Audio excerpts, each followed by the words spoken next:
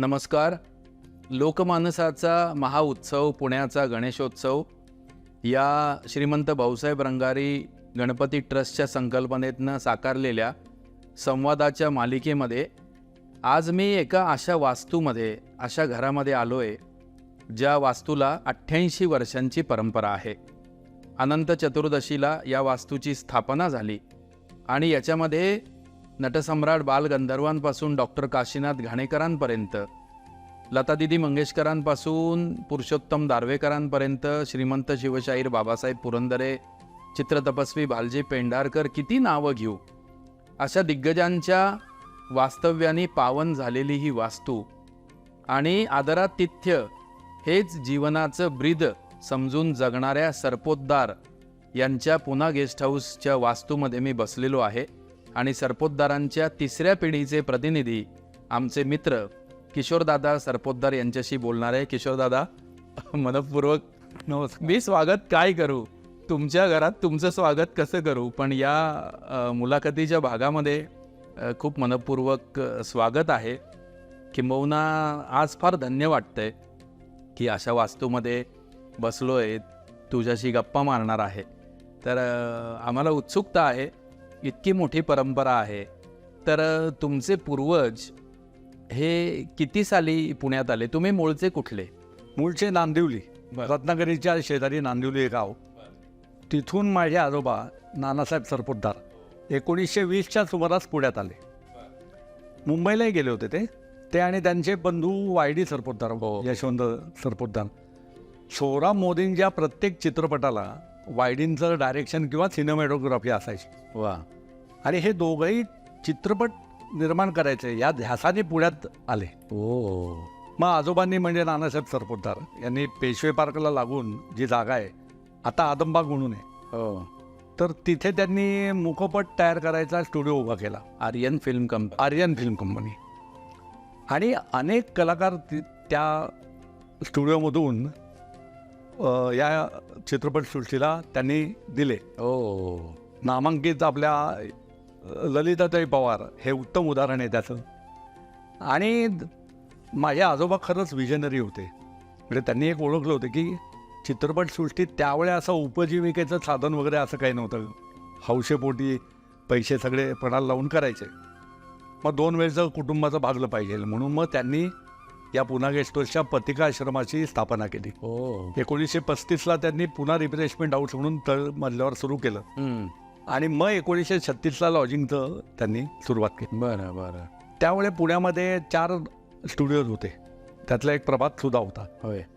मग त्यावेळी कलाकार, तंत्रज्ञ, दिग्दर्शक, लेखक या सगळ्यांना राहायची सोय आणि व्यवसायापेक्षा घरगुती वातावरण असं या सगळ्यांचं होतं. वा. त्यामुळे त्यावेळेपासून आत्तापर्यंत सर्व लोक एक माहेर किंवा आजोळ या भावनेतून इथं राहायला सुरुवात केली. वा वा वा वा वा. प्रेक्षकांना मला सांगावंसं वाटतं, नानासाहेब सरपोतदार किशोरदादाचे आजोबा, किशोरदादाने उल्लेख केला 40 वर्षाचं फक्त आयुष्य लाभलं. त्या 40 वर्षामध्ये 49 चित्रपटाची निर्मिती नानासाहेबांनी केली होती. या वास्तूमध्ये अनेक दिग्गज राहिलेले आहेत त्यांच्या संघर्षाच्या काळामध्ये. त्यातल्या 2 प्रमुख नावं, म्हणजे सगळेच प्रमुख आहेत कारण पुढं जाऊन ते सगळेजणच त्या क्षेत्रातले दिग्गज झाले, पण 2 नावं वानगी दाखल म्हणजे आचार्य अय्यंगार. हो हो हो. म्हणजे त्यांना ते तर आपल्या जिन्यामध्ये राहत होते आणि जेव्हा ते त्यांच्या करिअरसाठी आले 13-14 वर्षाचे होते त्यावेळेस एका ठिकाणी त्यांना काही जमलं नाही. मग नानासाहेब पुरवडेकर त्यावेळेस सकाळची स्थापना आणि पुन्हा गेस्ट हाऊसची समकालीन आहे. हो. तर नानासाहेब माझ्या आमच्या आजोबांकडे घेऊन आले की हा मुलगा असा असा आहे आणि बघ काय करायचं. मग माझे आजोबा म्हटले तू इथं राहा, खा, पी, तू क्लासेस घे, तुझं काय योग विद्या आहे तू शिकव इथे. तर ते म्हटले मी जिन्यात राहणं प्रिफर करेन. आणि हे योगाचार्यांनी स्वतः आम्हाला नंतर सांगितलं आणि त्यांनी लिहिलेलं त्यांच्या आत्मचरित्रात लिहिलेलं आहे. बरोबर. असे कित्येक कलाकारांना किंवा आणि त्यांच्या वयाच्या त्या 12, 13व्या, 9व्या वर्षी हे काय माहिती ना की विश्वविख्यात गायिका लतादीदी किंवा बालगंधर्व असतील, काशीनाथ घाणेकर असतील, नाना पाटेकर, विश्राम बेडेकर, आपल्या इथे काही म्हणजे मधु आपटे, हो, हे शेवटपर्यंत आपल्या इथे होते. वसंत शिंदे. वसंत शिंदे शेवटपर्यंत होते. गवी केतकर हो. म्हणजे लोकमान्य टिळकांचे नातू हो. यांचा सुद्धा शेवटपर्यंत इथेच होते. वा वा. आणि सगळ्यांना एक हक्काचं घर, की कुठेही काही एक ज्याला आपलं घर म्हणू, की हे घर इथे येऊन शेवट आपला जे काही असेल ते असं वातावरण निर्माण करणं, हे माझ्या आजोबांनंतर आजीने खूप सांभाळलं. वा वा. आणि आजीनंतर मग माझे वडील चारू दत्त सरपोतदार, म्हणजे चारू काका म्हणून ते फेमस होते. बरोबर. अक्षरशः म्हणजे कशा असावी एखादी व्यक्ती आदर्शवत, की संपूर्णपणे फक्त कलाकार आणि दुसऱ्यांचाच विचार. हे चारू काका किती जण भावंड होते? 4 जण होते. ओके. मोठे बंडोपंत सरपोतदार हम्म. 1950च्या सुमारास त्यांना यशवंतराव चव्हाण आणि काकासाहेब गाडगीळ आणि गदी माडगुळकर, आचार्य यात्रे यांनी खूप आग्रह केला हम्म. की दिल्लीला पार्लमेंटला गेस्ट हाऊस नाहीये आणि रेस्टॉरंट नाहीये, बर. म्हणून ते बंडोपंतांना तिथे घेऊन गेले. आणि तिथून मग त्यांनी करोलबागमध्ये पुन्हा गेस्ट हाऊसची शाखा सुरू केली. बर. ती जवळजवळ 55 वर्ष चालू आहे. आणि इथली रिप्लिका असल्यासारखं इथं जसं कलाकारांचा वावर असायचा तसाच तिथं सेम. आणि मग त्यांनी महाराष्ट्र मंडळाच्या स्थापनेतून त्यांनी खूप लोकांना तिथं मदत केली. वा. खूप म्हणजे तिथल्याही आठवणी वेगळ्या आहेत. म्हणजे ते सुद्धा एक बराच वेळ लागेल त्याला. लागेल सांगाय. आणि अजूनही लोक जे भेटतात जुने ते संदर्भ देतात. खूप लोक इथे येऊन सांगतात की तिथं बंडोपंतांनी आम्हाला खूप मदत केली. काही आम्हाला रेकग्निशन नव्हतं, एका मिनिटात ते पंतप्रधानांशी वगैरे गाठभेट घालून द्यायची, काम करून द्यायचे. वा. आणि तोच वारसा इथं माझे वडील चारू दत्त सरपोतदार, एक नंबर बंडोपंत. दुसरे चारू दत्त सरपोतदार, ती त्यांच्याहून खाली विश्वास उर्फ बाळासाहेब सरपोतदार. हम्म. म्हणजे आत्तापर्यंतच्या मराठी चित्रपट इतिहासामध्ये इतका यशस्वी निर्माता झालेला नाही हम्म. विश्वास सरपोतदार. बरोबर. त्यांनी जवळजवळ 16-17 चित्रपट काढले. बंडोपंतांनी एक ताई तेलीड म्हणून चित्रपट काढला. हम्म. माझ्या वडिलांनी 5 काढले. होय. त्यातला घरगंगेच्या काठी आणि बायको माहेरी जाते आणि जावई माझा बाला, या तिघांनाही राष्ट्रपती अवॉर्ड मिळाला. होय. होय. विश्वास सरपोतदारांनंतर गजानन सरपोतदार, धाकटे काका, हो. त्यांनी 4 चित्रपट काढले. त्यांनी बऱ्याच कलाकारांना त्यांच्या चित्रपटातून संधी दिली, पहिल्यांदा ब्रेक दिला. हे चौघे भाऊ हे विद्वान होते, अतिशय लोकाभिमुख होते. म्हणजे त्यांना सतत इथे येऊन लोकांनी आपल्या या घरात राहावं, काही काम करावं.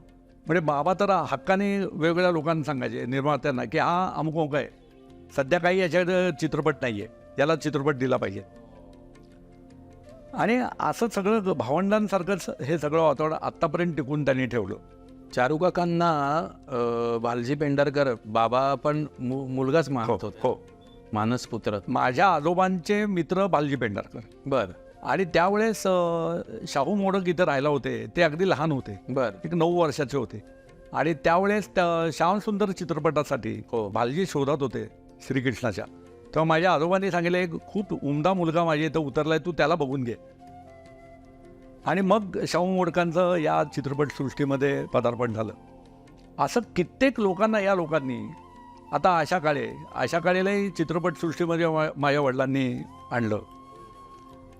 तिचं लग्न आमच्या घरी लावलं.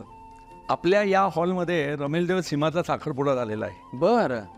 आणि मोहम्मद रफी साहेब इथं राहायला होते. जेव्हा बाबूजींचा विवाह झाला, हो, त्यावेळेस मंगलाष्टक म्हणायला ते इथे आले होते. आणि त्यावेळेस प्रॅक्टिसच्या वेळी ते इथं राहायचे. बरं बरं बरं. बिमल रॉय साहेब इथं राहायचे. ते एका ट्रीटमेंटसाठी येत होते पेठेत. त्यामुळे त्यांचं इथं राहणं होतं. देवानंद साहेब राहायला होते. ओ. आणि देवानंद साहेब आणि माझी एक आत्या होती, तर ती नॅशनल स्कूल ऑफ ड्रामाला डायरेक्टर म्हणून रिटायर झाली. बर. तिचे विद्यार्थी म्हणजे फारुख शेख, नसिरुद्दीन शाह, अभिराम भडकमकर वगैरे सगळे तिचे विद्यार्थी. काय त्यांचं नाव? उषा बॅनर्जी. ओ.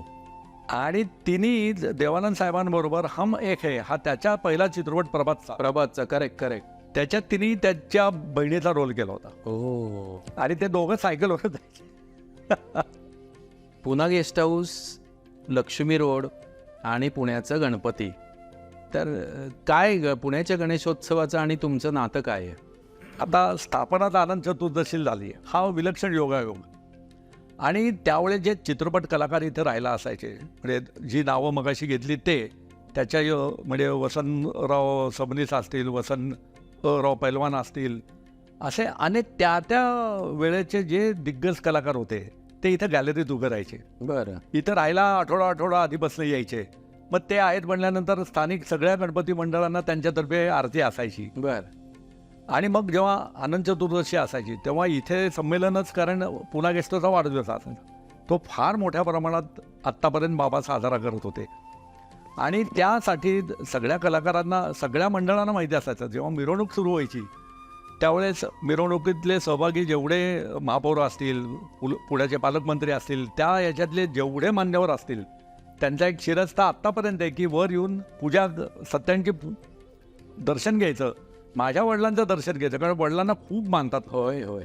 आज ते हयात नाहीत तरी सुद्धा लोक येऊन ते जिथे बसतात तिथे लोक येऊन नमस्कार करतात. इतकं त्यांनी ते रिलेशन डेव्हलप केली होती. होय.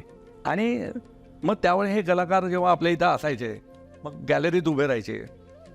दादा कोंडके आणि उषा चव्हाण यांच्या बाबतीत तर इतक्या वेळा की सगळ्या मंडळांना माहिती असायचं की दादावरती आहेत. आणि गॅलरीतून दादा इतक्या वाकुल्या वगैरे करून, त्यांचा विनोदी स्वभाव होता. आमची 2 वेळा दारं तुटलेली आहेत, कारण कार्यकर्ते वर घ्यायला यायचे की दादानी खाली येऊन नाचावं. मग प्रत्येक जण, अशोक सराफ असेल, लक्ष्मण बेर्डे असतील, नितीश भारद्वाज तो असेल, जेव्हा कृष्ण मालिका होती महाभारताची मालिका, हो. हे सगळे, भक्ती बर्वे, स्मिता तळवळकर, कुठलंही तुम्ही नाव घ्या इथंच असायचे ते सगळे. आणि एक सांस्कृतिक त्यावेळचे जे वातावरण असायचं, सगळे चित्रपट, नाट्य कलाकार इथं भेटण्याचं ठिकाण. आणि ते गॅलरीत उभे असायचे, त्यामुळे खूप सगळ्या मंडळातल्या लोकांना, समोर आमच्या इथं दुतर्फा लोक उभी असायची, त्यांना ते कलाकार बघायला खूप आवडायचं. आणि आत्तापर्यंत त्या वाढदिवसाला सगळ्यांना जेवण मोफत असायचं इथे. गेल्या 10 वर्षात आता बॅरिगेट्स लावतात, लोकांना यायला त्रास होतो म्हणून आता थोडंसं आम्ही ते प्रकार कमी, हां इतर वेळा कधी येऊ शकतात, आता त्यांना येणंच अवघड होतं प्रत्येकांना. गणपतीशी, गणेशोत्सवाशी असं नातं आहे. तुमच्या केटरिंगची पण खासियत आहे हो, की अनेक वेगवेगळ्या महत्त्वाच्या प्रसंगाला पुन्हा गेस्ट हाऊसचंच केटरिंग हवं असतं. त्याबद्दल आम्हाला ऐकायला आवडेल. खास करून उकडीचे मोदक हम्म. इथं तो पॅटर्न आहे. म्हणजे माझ्या आजोबांनी त्यावेळेस बाजीराव चिवडा, मस्तानी मिसळ असे काही पदार्थ सुरू केले की फक्त महाराष्ट्रीयन किंवा कोकणी परंपरा, पेशवाई परंपरा, मग तीच परंपरा आम्ही इथे चालू ठेवली. बरं. मग त्यातलं एक गणपतीच्या दिवसातलं विशेष पक्वान्न काय तर उकडीचे मोदक. गेले 30 वर्ष आम्ही 25,000हून अधिक मोदक पहिल्या दिवशी विकतो. हो. आणि आपला मोदक तयार करायचा कारखाना आता सुरू केला आहे मंगेशकर हॉस्पिटलच्या इथे. बरं. रोज 3 ते 4 हजार मोदक 12 महिने तयार होतात. आणि हातवळणीचे उकडीचे मोदक, मशीन मेड नाही. हो हो. आणि त्या मोदकाच्या माध्यमातून लोकांच्या घरोघरी, म्हणजे अगदी अंबानी साहेब असतील, सचिन तेंडुलकर असेल, मंगेशकर कुटुंबीय असतील, पवार साहेब असतील, PD पाटील सर असतील, कोणी म्हणजे राजकीय क्षेत्र असेल नाही तर कला क्षेत्र असेल, त्या मोदकाच्या माध्यमातून आम्हाला आमचं प्रेम त्यांच्या आणि हे पारंपरिक जे खाद्य आहे ना, हे टिकण्यासाठी आम्ही दरवर्षी वर्कशॉप घेतलेले आहेत. बरं. की हे लोकांनी आपापल्या पद्धतीने शिकावं. ज्यांना शिकता येत नाही त्यांना आम्ही प्रॅक्टिसेस देतो. हो. की या आणि हे शिकून घ्या, कारण हे पारंपरिक पदार्थ जे आहेत ते पुढच्या पिढीपर्यंत गेले पाहिजेत. आणि मग आम्ही मोदक खायच्या स्पर्धा वगैरे घेतो. वा. महत्त्वाच्या वेगवेगळ्या कार्यक्रमांसाठी हां, केटरिंग तुम्ही केलेलं आहे, सेवा दिलेली आहे, त्याच्याबद्दल आम्हाला सांगा. म्हणजे प्रत्येक पंतप्रधान असेल ज्यांनी पुण्यात भेट दिलेली आहे, त्या प्रत्येक पंतप्रधानांना जेवणाच्या माध्यमातून सेवा द्यायची आम्हाला आत्तापर्यंत संधी मिळाली. आता नुकतंच नरेंद्रजी मोदींच्यासाठी आम्ही त्यांच्या ब्रंचची व्यवस्था केली होती. बरं. थालीपीठ, लोणी, कोथिंबीर वडी, मटार करंजी आणि उकडीचे मोदक. वा. आणि मध्ये गडकरी साहेबसुद्धा जेव्हा पुण्यात येतात, योगायोगाने आपला हा मेनू त्यांच्यापर्यंत असतो आणि ते विचारतात आवर्जून, हा सरपोतदारांचा मेनू आहे का, पुन्हा गेस्ट हाऊसचा आहे का. बरं. आणि त्याच्यात खूप समाधान वाटतं. बाबासाहेब पुरंदरे आत्तापर्यंत बाबासाहेबांनी प्रत्येक वेळा, म्हणजे जाणता राजाच्या माध्यमातून जिथं त्यांचा दौरे असायचे त्याला आमचीच सेवा असायची. भाऊ रंगारी गणपतीचं जेव्हा त्याचं आगमन होतं, म्हणजे पहिले 5 गणपती आणि शेवटचे जे 5 गणपती त्याच्यात बहुरंगारी गणपती एक खूप मोठं आकर्षण असतं लोकांना. आणि आमच्या इथे लोक 2-2, 3-3 वर्ष बुकिंगसाठी लाईन लावून असतात विसर्जन मिरवणूक बघण्यासाठी. आणि आजपर्यंत आम्ही कधीही विना मोबदला त्यांना इथे ती उपलब्धता करून दिलेली आहे. आणि पुण्याबाहेरच्या लोकांना खास करून एक आकर्षण असतं. आणि ही इतकी छान इथे सोय आहे. तर पहिले 5 मानाचे गणपती, मग त्याच्या आधी त्या रांगोळ्या त्या 8 वाजल्यापासून सुरू होतात. संस्कार भारतीसारखे जे लोक आहेत मनोभावे काढत असतात त्या. मग त्यानंतरची लगबग जी चाललेली असते, हे जे वातावरण असतं ना, हे बघण्यासारखं असतं त्यावेळेस. आठवण सांगतो की अजय सरपोतदार माझा चुलत भाऊ, चित्रपट निर्माता होता, दुर्दैवाने लवकर गेला तो. महामंडळाचा अध्यक्ष होता. चित्रपट महामंडळाची स्थापना बाबूजी आणि माझे वडील यांनी सुरू केली. होय, बरोबर. अजय हा आत्ताचा अध्यक्ष होता. त्यावेळेस त्यांनी उलाढाला चित्रपट निर्मिती केली. त्याच्या डोक्यात होतं की त्यावेळेस गुरुजी तालीम मंदिर हा इथला आमच्या चौकातला जो गणपती आहे, तो गया काकांना समोर ठेवून तो गणपती तयार केलेला आहे. त्या गणपतीशी आमचं खूप वेगळं नातं आहे. तर तिथे अजय अतुल हे ढोल ताशा वाजवायला यायचे. आणि आमच्या अजय सरपोतदारने असं डोक्यात आणलं की याचं ढोल ताशा अजय अतुलचं हे इतकं अप्रतिम आहे, हे अख्ख्या जगापुढे गेलं पाहिजे, ते रेकॉर्ड व्हायला पाहिजे. म्हणून उलाढालमध्ये संगीत दिग्दर्शनाची जबाबदारी त्यांनी अजय अतुलला दिली. बरोबर आहे. आणि मग ते मोर्या मोर्या गाणं गाजलं. त्यावेळेस सगळं इथलंच चित्रीकरण घेतलेलं आहे. करेक्ट. तर असं अनंत चतुर्दशी, गणपती उत्सव आणि पुन्हा गेस्ट हाऊस हे एक वेगळंच नातं आहे. वा वा वा वा वा. सरपोतदारांच्या 3 पिढ्यांचा इतिहास आपण आत्ता किशोरदादांकडनं ऐकला. नानासाहेब सरपोतदारांपासून ते आता किशोरदादांचे चिरंजीव सनद सरपोतदार आणि मला वाटतं चित्रपट माध्यमामध्ये काम करत असणारा आदित्य सरपोतदार तो ती परंपरा सांभाळतो. हो. बाकीची भावंड 4थ्या पिढीतली केटरिंगची परंपरा सांभाळत आहेत.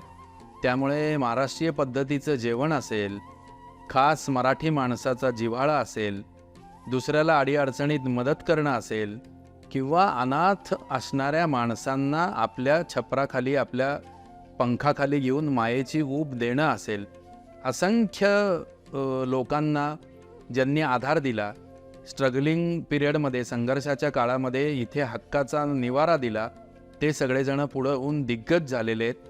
या सगळ्यांचे आशीर्वाद, त्यांच्या कृतज्ञता, त्यांची दुवा सरपोतदार कुटुंबियांना पुरेपूर फळाला आलेली आहे. आणि मला खात्री आहे, मला विश्वास आहे, कारण आम्हीसुद्धा या पिढीतला जिव्हाळा अनुभवलेला आहे. चारू काकांना 1-2दाच फक्त भेटायचं भाग्य मला लाभलेलं आहे. पण अशा दिग्गजांचा जिव्हाळा लाभलेले आणि सामान्यांपासून ते दिग्गजांपर्यंत एक cross section of the society, प्रत्येकाशी आंतरिक अतिशय प्रेमाचे अनुबंध असणारे ही फॅमिली आहे, हे कुटुंबीय आहेत. यांचं माणूसपण हे असंच दिवसेंदिवस बहरत राहो आणि अनेक पिढ्यांना सरपोतदारांचं प्रेम, ती मायेची ऊब मिळत राहो, अशीच बाप्पाच्या चरणी प्रार्थना करून या संवादाची सांगता करतो. श्रीमंत भाऊसाहेब रंगारी गणपती ट्रस्टच्या फेसबुक पेजवर, इन्स्टा पेजवर आणि यूट्यूब चॅनेलवरती बघत राहा लोकमानसाचा महाउत्सव, पुण्याचा गणेशोत्सव. नमस्कार. गणपती बाप्पा मोरया.